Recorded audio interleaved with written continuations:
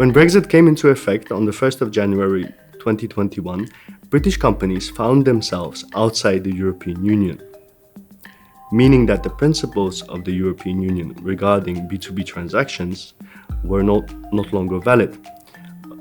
Intra-communitary transactions did not exist anymore, and also all other VAT exemption rules that are valid within the European Union were not valid anymore for goods coming from the UK, meaning that from that date onwards, overnight, everything changed, and British goods had to be cleared, imported, and all the import formalities needed to be done before goods could be delivered to their final client or destination within the European Union.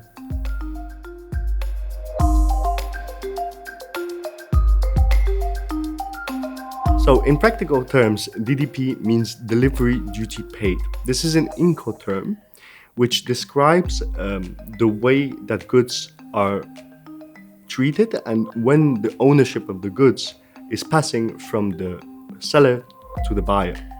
Basically, we are talking about the transport, who is responsible to what point.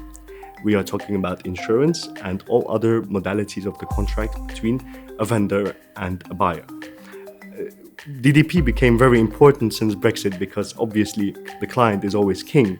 So when Brexit came into force, European companies that were buying from British companies demanded to be delivered DDP, meaning that the British company should do all the formalities regarding import, and that the European company, the client, would be receiving their goods just as they did before Brexit.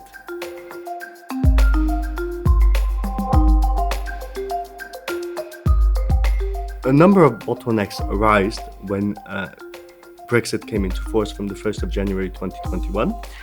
We are talking about import formalities, customs formalities, but also fiscal formalities.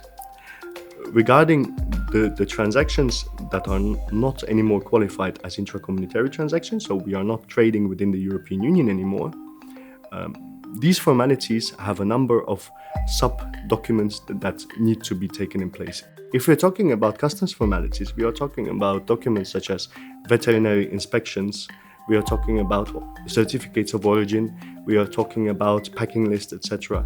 Documents that were not needed before Brexit came into force on the 1st of January 2021.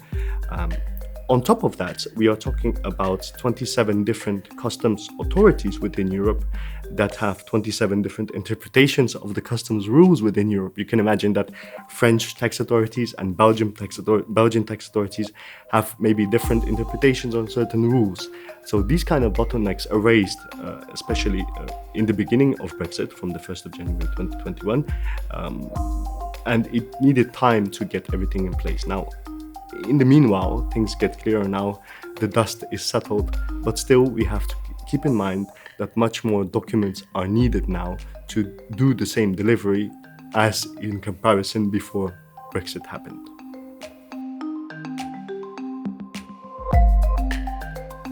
RMB is proud to offer many things. We can divide those many things into types of services that we can offer.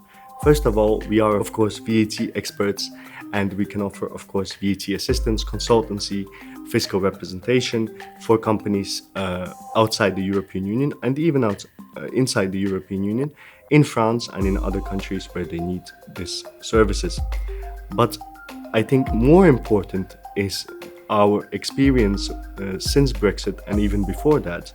Obviously, for us, this is nothing new, as we worked always with Japanese companies, American companies, Canadian companies. So we are used to handle documents that come from outside the European Union and so on, and the formalities that come with that. And since Brexit, our very strong cooperation with certain partners, almost all customs brokers in France, transport companies, logistics centers, you name it.